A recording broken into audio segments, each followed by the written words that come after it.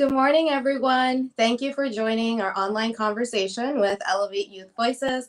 My name is Amara Mushtaq. I'm the program director at Elevate Youth Voices, which is part of Women to Women Forum, a nonprofit that empowers, uplifts, and looks to inspire the South Asian community. I'm here joined with Saad Toor on the topic of why South Asians should care about politics. So a little bit about Saad himself. Saad Toor is a professor of global studies at Sacred Heart University. He previously lectured for the University of Connecticut and was an instructor to Stanford University. He is a former dean, upper school history teacher, advisor, and coach at the Pingree School. In his free time, he writes as a columnist for The Nation in Pakistan. Toor, a native of New England, began his teaching career at an international school in Jeddah, Saudi Arabia. He holds a bachelor's in political science from the University of Connecticut, where he further attained a master's in curriculum and instruction. He did his second master's at Oxford University in London, St.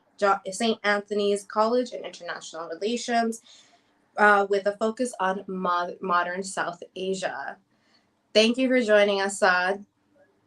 Thank you very much, Amara. I'm really grateful to you for giving me the opportunity to come out here to discuss such an important topic today. Yeah, and when I thought about this topic and the fact that the election is coming up on Tuesday, that I was like, all right, as a South Asian, a lot of times around me, I'm always telling people, okay, vote, vote, vote. But with this specific election, it's not like a presidential election, it's a midterm election. And we're going to talk more about what that means. But just in general, when I thought about all these things, I was like, well, it would be such a great topic to talk about as a brown person, why we should care about politics, why we should be voting, how it impacts our community, and how it impacts someone individually. And then I was like, Saad, because he's has the academia in South Asian studies, done his political science, and you've had an extensive kind of teaching experience internationally too, not just here in America. So I thought you would be a great person to add that lens of kind of an experience as a South Asian person who's had that international background and has studied modern South Asian studies. So before we jump in to the whole political academic part of it, I just wanted to kind of hear from you maybe a fun fact about you outside of all of this political academic stuff. I mean, you kind of mentioned that I do write about cricket. I really love following cricket. I mean, I've traveled to, go from, Saudi Arabia when I was teaching there to the UAE to watch Pakistan cricket take on England. And, I used to do the same thing when I was studying at Oxford. I would leave to go to London to watch Pakistan play England. So, growing up, even though I was born and raised in the States where baseball was everything, and it was always about the Yankees and the Red Sox where I grew up in Connecticut.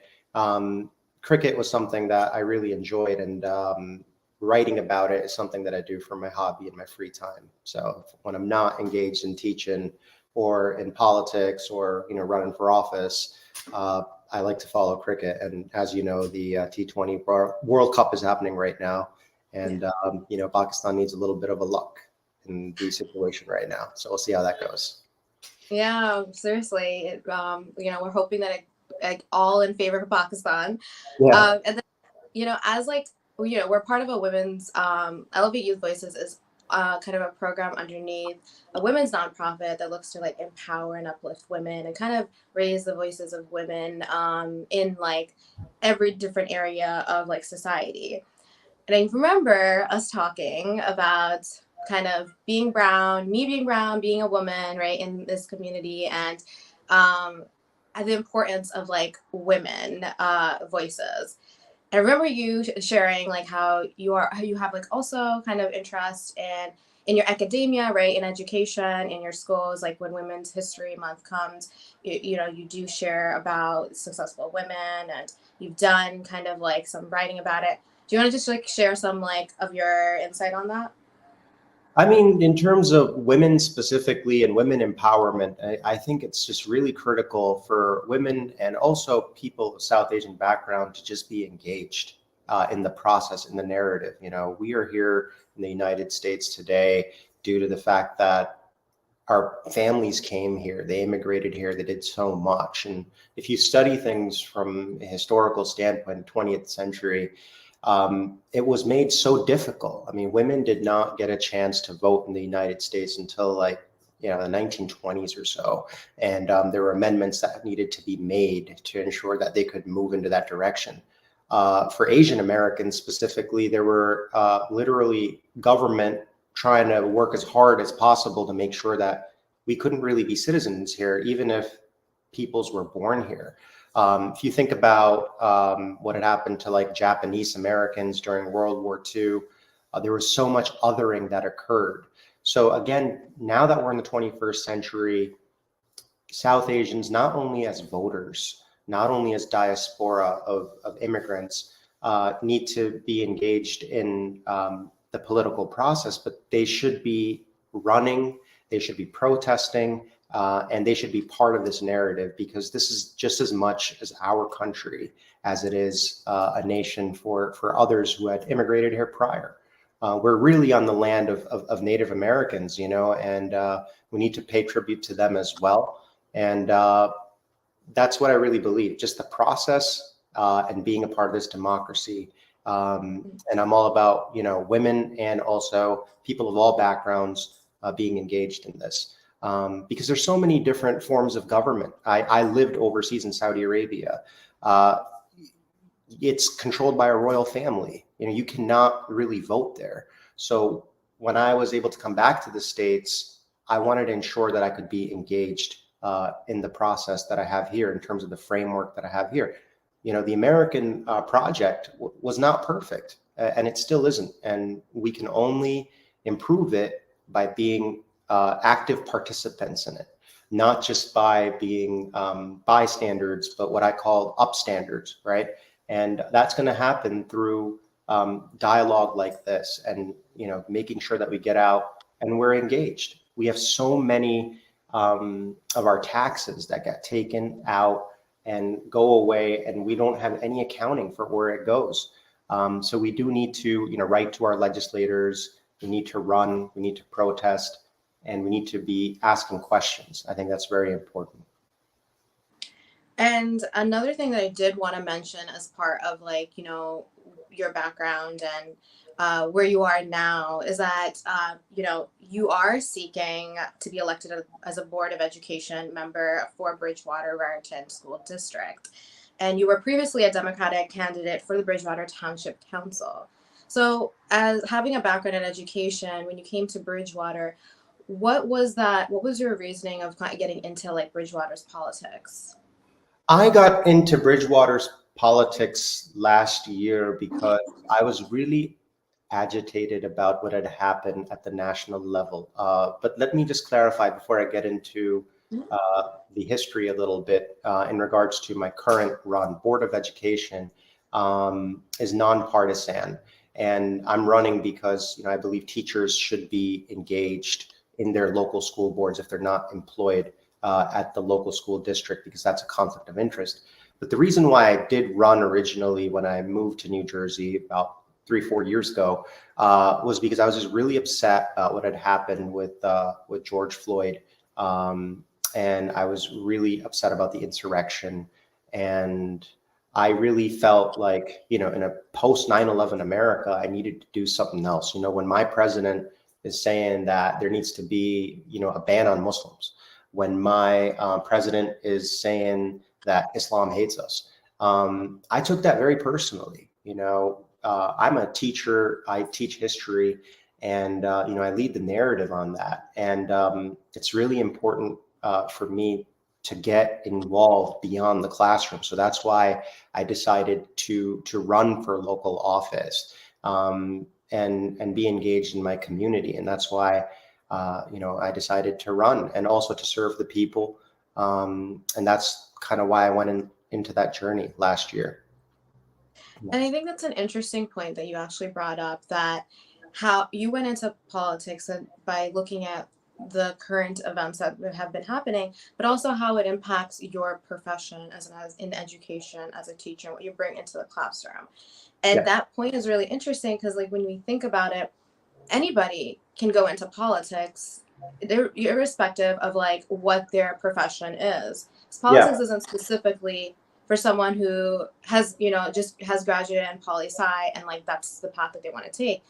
Like you said, someone who is like an educator, someone who is working even in private, corporate America, a banker, Yeah. um, right? Like any person can go in because politics at the end of the day is supposed to be like dictating how like a society is working, right? And we're all individuals of the society, Yeah. and we can all bring unique perspectives. Right.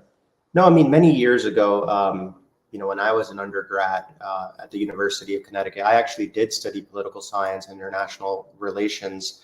And, one of the profound impacts that I had in my undergrad experience was being a legislative intern for the Connecticut State Capitol, for the president of the state Senate. And, I was just really intrigued by the democratic process and, seeing how things are done at the local level. And I knew that one day down the road, I would like to, be involved, to serve and be a part of this process. But yeah, I mean, the beauty of being in politics is the fact that, you don't need to have had studied political science. You don't need to have been from a specific discipline. It is an avenue that, the founding fathers had established for us to kind of be able to be engaged within, the discourse. But like I said, the history, if you go back and study it, it was really not catered to people of backgrounds that are diverse. It was catered to white Protestant men that were landowning. And it's taken a long time for that to change. And it's still a work in process, and that's why, I'm here and I really believe in this work. And for me, it's like not really about the win or the loss or my name. It's more about, the process. And, if I win, great. And if I don't, I want to motivate others to run as well. So America was founded on the Enlightenment ideals, but at the same time, like the application of that is something that has been inferred, but at the same time, the application of it is something that, we're going to have to see America going through like growing pains. And I just want to be a part of that process. And so that actually brings me into my second question, which is, how has your identity as a South Asian affected your viewpoints on politics at home and abroad? Okay, so my South Asian identity kind of inspires me in the fact that, like, when I came to New Jersey has arguably the most South Asians in the entire country, right? So because of that, I really believe that South Asians need to really be engaged. Okay. I was inspired by, studying many historical figures in history, especially from South Asia. In terms of my own identity, whether it was like Iqbal's like philosophy for creating a nation state in South Asia, or what Jinnah did, or how Nehru protested the British. And all of that really kind of motivated me in terms of my own running in some ways. But that's just kind of like me delving into it from like an identity standpoint. Yeah. And then I know that you wanted to kind of mention specifics about, right, you're not only South Asian, but you have a multifaceted identity on how, being Muslim, being Pakistani, those specific caveats affect your viewpoints on South Asians being involved in politics. Do you want to expand on that area? Yeah, just being, Pakistani American and, being somebody who's Muslim American has also driven me in the sense of wanting to run as well. My parents immigrated here from Pakistan, and, I was brought up Muslim. And, a lot of the times, when I reflect back to growing up in New England, it was not very diverse. I mean, I was probably the only, Muslim or Pakistani in my entire school. I mean, and then as an educator, when I was a teacher, I would go into schools where I was probably the only person of color. And these things gave me, a sense of purpose that, I need to take ownership of my identity, and I need to kind of, be a part of this fabric in the United States, and represent my community, and, continue to work on the fact that, kind of looking at the comparative of like even the British diasporas that are from like South Asia. I mean, we have now today a prime minister in the UK, who is of a Indian heritage, right? And people can only get to that level if they get engaged in different kind of interdisciplinary works beyond just having a career. So that's what I wanted to say about that. Yeah, and we're gonna kind of talk about like this upcoming election, what it means, and then also why we should care about this upcoming midterm election, other than outside of just the 4-year presidential election, and take kind of like explore that, and then tie it back into like why South Asian representation is important when it comes to voting and also taking part in politics. So what I'm going to do is quickly do a little shout out about Tuesday. Tuesday is election day. So if we could just pull, yeah, there you go. So Tuesday, November 8th is election day. Make sure that you vote. This isn't a presidential election, but it is a midterm elections, which will decide who you want in the House, in the Senate, in your local school, town, district areas. So it is a very impactful and important election because it is something that affects you locally as well.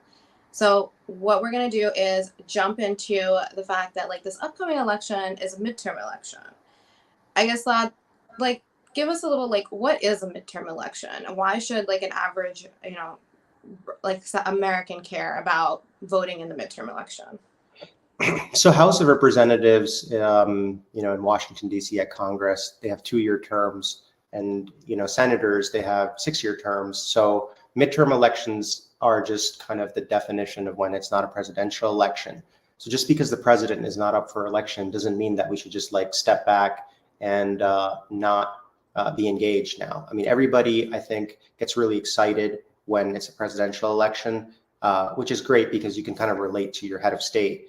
But the way our democracy works is, as you were pointing out, we have the legislative branch, judicial, executive, and they all need to kind of work together. And, the And we can majority. actually pull up that. We can pull Yeah, up yeah, that. we could Yeah. do that.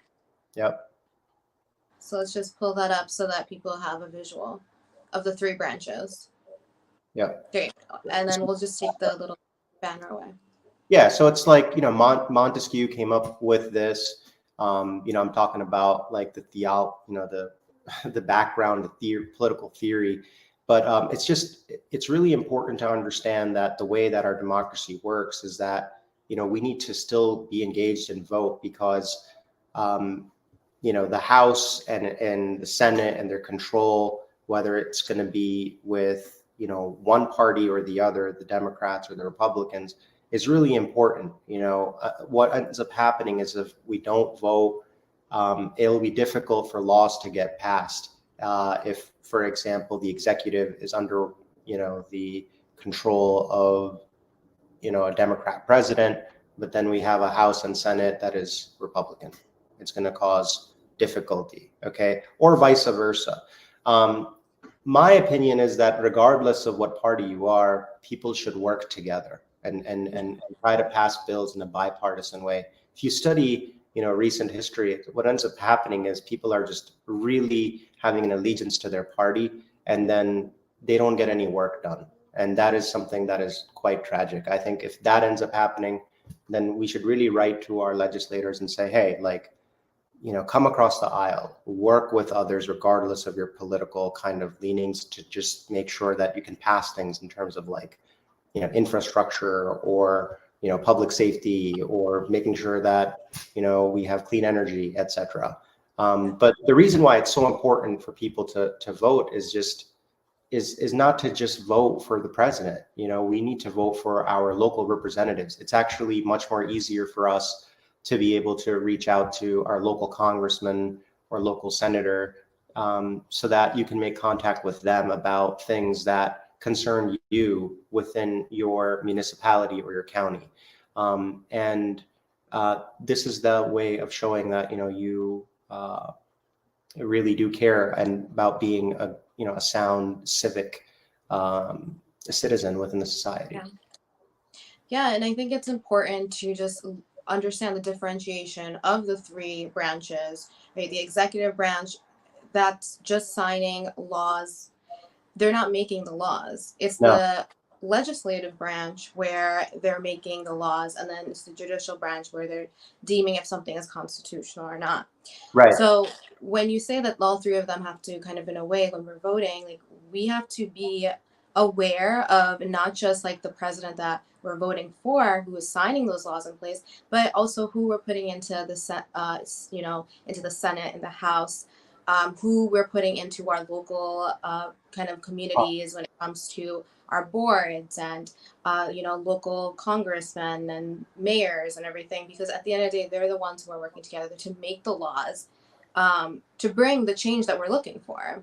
Yep. And if we're not participating in at the local level and we're not participating in the midterms, then at the end of the day we're only just vote and we're only participating at a presidential election. Yep. I mean, how much change can you really expect at that point if you're just continually just voting for the person who's just going to be signing the law and not Yeah, I making mean, it? it's like, people go out and they vote, and there's the popular vote where you're like, yes, it's because of me, that this Yeah. person is elected. But then it's like they have the electoral college that is there where delegates are actually electing the president. You really get the most kind of direct connection at the local level. Like, people should really care about, safety within their own community, and also about just the local issues. Like, for example, how can we train the police better? How can we make sure that kids going to school, the roads are safer? When I was living in a specific part of Bridgewater, I live in the Green Knoll part of Bridgewater now, but before I used to live in the Findern section, we had many like accidents that would happen there, and some people even died. And I was just really upset about that like, why can't the county and also the municipality work together to make sure that the roads are safe for like kids to cross the street, right? So it's like people should, vote and get engaged and have dialogue with local government to ensure things like that, as well. I think it's really, really critical. Yeah, and then tying it back to being South Asian, right? When we vote, we're voting with our voice in a way, right? We are coming with our unique perspective on what we're experiencing in our communities, and then choosing the candidate that we want in office. When there's not as much South Asian voters, what happens is that their voices, right, like our community specific issues and concerns, don't get recognized Yeah. in the political sphere. The people that the candidates that get voted in, they may not know about the specific issues that we might be concerned with because our participation isn't as much. So, like, there's a saying, in like corporate America, there's a saying where it's not about who you know, it's about who knows you. So it's kind of similar in politics, where if nobody knows your issues, or you don't go show up at the voting booth or show up in the political process, no one's going to really know that your concerns are there, your voice is there. Yeah. So at a very local level, like for example, for the school board and things, being South Asian and having your voice is important. I mean, for example, in Bridgewater this year, they got the Wali off, and it's like, which is fantastic in the sense that there's a massive, South Asian community here. But before, that was not off for several academic years in the past, even though there was a good representation of South Asians in Bridgewater. So for me, for example, identifying as a Muslim, I think there should also be Eid off, or there should be, halal food available, or that, diet should be All diets should be respected, in public schools, for example. These issues can only be taken forward if you look at it at a local level and see, what's best for your neighbors, and for people that are now a good majority within a town because of the growing population. So it's really important to clear those blind spots, because there's people that have like legitimate concerns about that, and but it's not just about uh, these populations that are growing up. I mean, even anyone's concerns, right, should be taken into account, even as one person. And the avenue for that is going to be through the local level, and it can be done through voting. It can be done through, voicing your concern and writing to your representatives as well, and being involved in the Yeah. process. Yep. Yeah. And I want to like emphasize again to those who are listening that the best way to like really make an impact, especially around the community around you, is to participate in the process of like voting in midterms, participate in kind of understanding who are the candidates that are running for your midterm elections in your state, in your, in your schools. It's just so important to know who these people are so that their decisions are the ones that really impact you on an everyday basis. And that's why, like, I want to re-emphasize that Tuesday is election day. Make sure that you know the candidates that you're voting for, that you've read up on them before you go to the voting booth, and that you're encouraging your family and friends and everyone around you to vote on Tuesday for the midterm elections. So let's just jump back in. So we've been talking about, right, South Asian representation in politics. But like, I guess maybe if let's just think about how nowadays, right, thankfully we have, like you said, right, there are South Asian political leaders that are actually being able to take the platform and talk about issues that impact our community. How has like South Asian representation impacted our community? And maybe you could give a little from an academic lens of how representation in our community historically has been impactful for us. I mean, the way that I'm not going to take it into the historical kind of sphere specifically. I want to go more like in like the current events. It's like Yeah. South Asian representation. Like for me, like when I, for example, came here and I decided to run, I was looking to see like others who have run before. So in Basking Ridge, like I was able to meet like Dr. Ali Chowdhury, and he was, I think, the first, Muslim mayor in the entire country, and now he's opening up like a mosque in Baskin Ridge. And, seeing him represent South Asians like in the early 2000s was something that impacted me and my run. Or, for example, when I go to Piscataway and I met like Atif Nazir, who was like, in the Board of Ed in Piscataway, or running into Sadaf Jaffer, and seeing her come out and speak in, for example, at like anti-Asian hate rallies.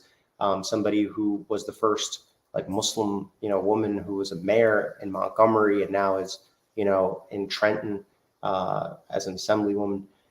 It's inspirational. Why? Because it's like there might be somebody in the crowd, like a young South Asian girl or a young South Asian boy, and they might be motivated and say to themselves, like, hey, like I want to be that when I grow up. If they can do it, like I can do it. And I'm inspired to, be engaged in my community because, they were able to get involved in these issues. And that, we're just as much a part of America as anybody else. In a country where, there's been so much Islamophobia in the previous administration. And also, even anti-Semitism, and xenophobia that exists. I mean, just I think yesterday there was like, this potential attack that was like going to happen on synagogues or whatever. So, these things need to be called out.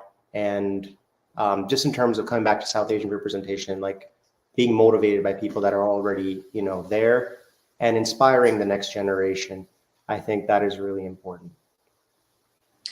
Yeah, I mean, I think we've had a great conversation so far, and kind of understanding the impact of, what a South Asian, how a South Asian voter, or even just a South Asian individual in our community can participate in the political process. Just gonna just see if there's any other questions that may have come through, or if there's any other questions that are remaining. Let's see. Sarah is asking, what are ways that South Asian youth specifically could get involved in politics to benefit their local communities? Okay, You're thank a you, South Asian youth yourself. Sarah. Thank you so much for your question. I mean, I think uh, what I recommend is, volunteering for, supporting a campaign, maybe get involved in like the phone banking, putting up signs, or like, if somebody in South Asian youth, for example, like is in college, interning, at the state legislature, which is what I did in Connecticut, I think it was like 2012 or so. And 10 years later, I'm still motivated by that. Or even being able to be an intern at Congress. I mean, that would be pretty amazing as well. Or for a congressman as well. I think these are ways that you can get involved. But politics is not just like for campaigns. I mean, you go out and protest about something. I mean, maybe you're passionate about what's happening about abortion, and you're pro-choice, or maybe you're really upset about how people of color are being treated, because of incidents that have occurred in your community. Like we had a terrible incident that happened here in Bridgewater that is still under investigation at the mall, where at the Commons Mall, where there was an incident and like they handcuffed like the person who was like of color and not the other person, even though they were both kind of like fighting one another, and it's still under investigation. So, how can you get involved in politics? Protest about it, write to local legislators as well. But, if you're still in college or in high school, I would try to intern and just get involved in campaigns, just to kind of be engaged in your community. Thank you.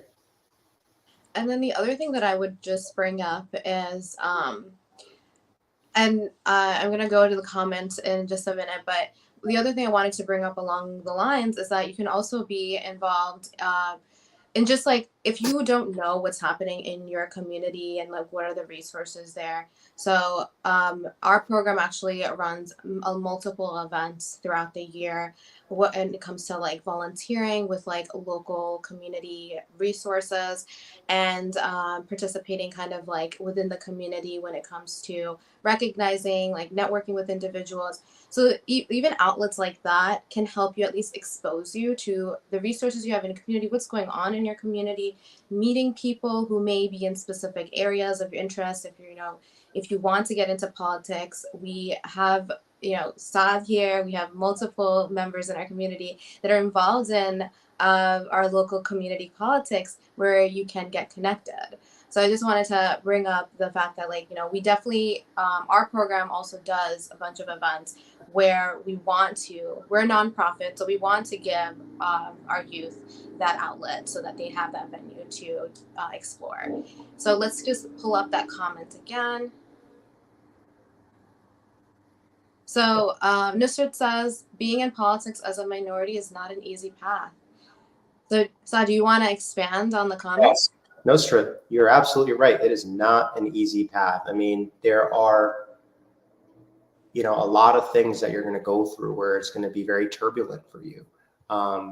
And I've experienced that being the candidate for council last year in Bridgewater. I mean, people were like, this guy's from Connecticut, like he's not from here. Like they were like, this guy did voter fraud. He should be in, jail. Like they took me to court saying like, I'm not even from New Jersey. And even though I've been here for several years, I mean, I've gotten hate mail literally mailed to my, faculty lounge where I teach at, saying like, hey, if you run again for office, we're going to stop you, and I had to get that filed with like the Bernards police. And so it's definitely not easy.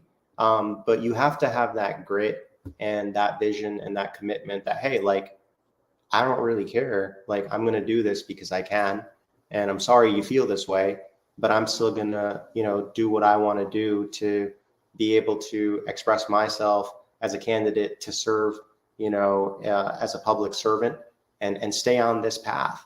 So it's definitely not easy, especially if you're in, parts of the state, especially in New Jersey, where it's not as diverse as perhaps Middlesex County, because I live in Somerset County. So you will get complexities that do come in your path. But at the same time, on a positive note, you will have a lot of people that will support you, that will believe in you, that will back you, and that will be there for you through those different turbulences that you will get. You just have to be really strong about it and just power through and stay motivated. Otherwise, it's not for everybody, but you just need to kind of make sure that you have your vision and then you move forward. Yeah, and along those lines, if anybody is listening out there that is interested in participating in politics in any capacity, you could definitely connect with our platform, and we can kind of link you up with a mentor. There are many, willing individuals in our community that would love to be a mentor for anybody who is like in college or high school that's interested and getting involved in politics. And what the other thing that Saad mentioned, it is like you have to kind of power through, and you can't take the negativity too, deep and just let that stop you, because there will always there's a saying that like the more people that start kind of like picking on all the little things about you, that means that you're becoming someone that you're going up on that ladder. So the more negativity you get, that sometimes it's because people are unfortunately want to kind of put an obstacle in your way. So the other part of that is to build a supportive system, find a mentor, right? I think having a mentor can really help kind of be that sounding board for you, to when things are just all the noises out there and you're hearing like different voices from different directions. Being able to rely on someone who has maybe done it can really, really help. So yeah, again, like our platform does offer that. So if anybody is interested, feel free to reach out to like Elevate Youth Voices, and we will happily want to help. So I just want to see if there's any other comments before we wrap up. Okay, so oh yeah, did we talk about this? How will this midterm election impact this upcoming presidential election? I mean, we did talk a little bit about midterms, but whatever ends up happening, whether it goes towards more the Republicans or the Democrats, I mean, the way that it will affect it is that, if, let's say, for example, there's more Republicans in the House and also in the Senate, then, because we have Biden as Democratic president, it might be very difficult for him to like pass anything. So because of that, like there might be tensions that could happen. But if they're Democrat, it'll be easy for them to pass things as well. So for the next presidential election, like, if things are going well, they'll probably reelect Biden. But if not, it might go Republican. I mean, who knows? So Yeah. obviously they always impact one another in some ways. Yeah. Yeah, it's a domino effect. And yeah, exactly. So I just want to, because like we are running close on time.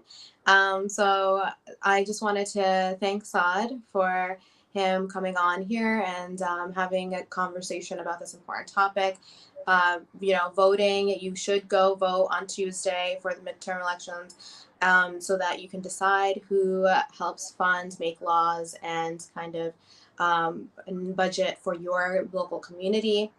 And I'm just going to ask Saad if he has any last comments, and then we'll wrap up from there. No, I mean, I don't really have any last comments. Just wanted to thank you, Amara, for this. I think it's wonderful. And, I really believe in the youth, and I think ultimately it's about the next generation getting engaged and, being involved in ways that, maybe they didn't think that they would want to get involved into. And, like you said, we are here to support people reach out, to go beyond some of the things that were perhaps constraints for them, and they didn't think that they could take a leap of faith. But if they decide to take that leap of faith, like, feel free to reach out to get help and to get support. And we'd be here to facilitate your journey. And like I said, like sometimes it's something that you've done many, many years ago and it still influences you. So for me, like things that I did in college still inspire me today. So, people should take a step today, and then maybe that will lead to something that they do later down in their life, to continue to be, involved. So yeah, thank you. Awesome. Well, thank you for having us, and we're going to sign off from now. Thank you, everyone. Bye. Thank you. Bye.